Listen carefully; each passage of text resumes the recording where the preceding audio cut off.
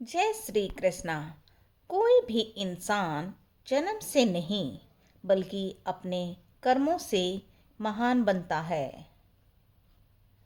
ज्ञानी व्यक्ति ज्ञान और कर्म को एक रूप में देखता है, वही सही मायने में देखता है।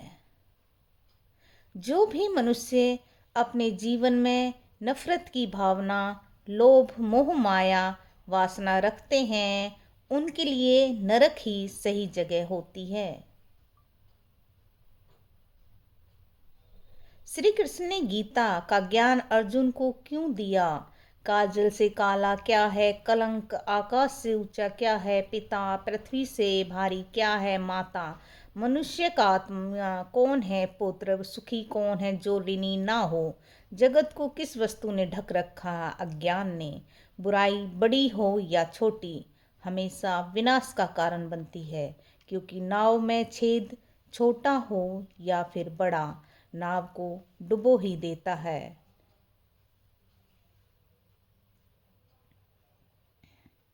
कर्म का थप्पड़ इतना भारी और भयंकर होता है कि हमारा जमा हुआ पुण्य कब खत्म हो जाए पता भी नहीं चलता।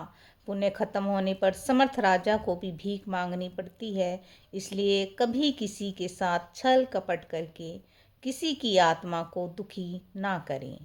जब तक किसी भी बात की पूरी जानकारी ना हो तब तक हमें वहाँ मौन रहना ही उत्तम है, क्योंकि अधूरा सत्य पूर्ण रूप से झूठ कई गुना ज़्यादा खतरनाक होता है। जहाँ आपकी कोई कीमत नहीं है वहाँ पर रुकना अनुचित है, चाहे वो किसी का घर हो या फिर किसी का मन। जो होने वाला है वो होकर ही रहता है, और जो नहीं होने वाला है वह कभी नहीं होता। ऐसा निश्चय जिनकी बुद्धि में होता है उन्हें चिंता कभी नहीं सताती। समय कभी नहीं रुकता। आज यदि बुरा चल रहा है तो कल अवश्य अच्छा आएगा।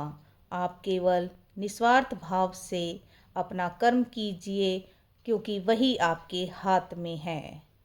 विश्वास की शक्ति को कभी कम मत समझो, क्योंकि जब कुछ भी संभव नहीं लगता तो ईश्वर में आस्था और विश्वास उसे संभव बना देता है।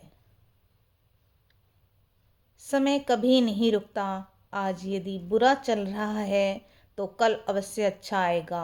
आप केवल निस्वार्थ भाव से अपना कर्म कीजिए, क्योंकि वही आपके हाथ में है। भगवत गीता में लिखा है, मन अंधा होता है, इसके पास अपना कोई ज्ञान नहीं होता। मन कुछ नहीं जानता और ना ही सही मार्गदर्शन करता है। इसलिए आप अंधे मन की बातें मानकर जरूरी कामों को टालना बंद कीजिए। आप हमेशा अपनी बुद्धि से काम लीजिए, मन से नहीं, क्योंकि अंधा मन आपको हमेशा जरूरी कामों को करने से रोक देता है। जब आप वृद्धि के जरिए जरूरी कामों को करना शुरू कर देंगे तो धीरे धीरे आपका मन आपका दिल जीत लेगा।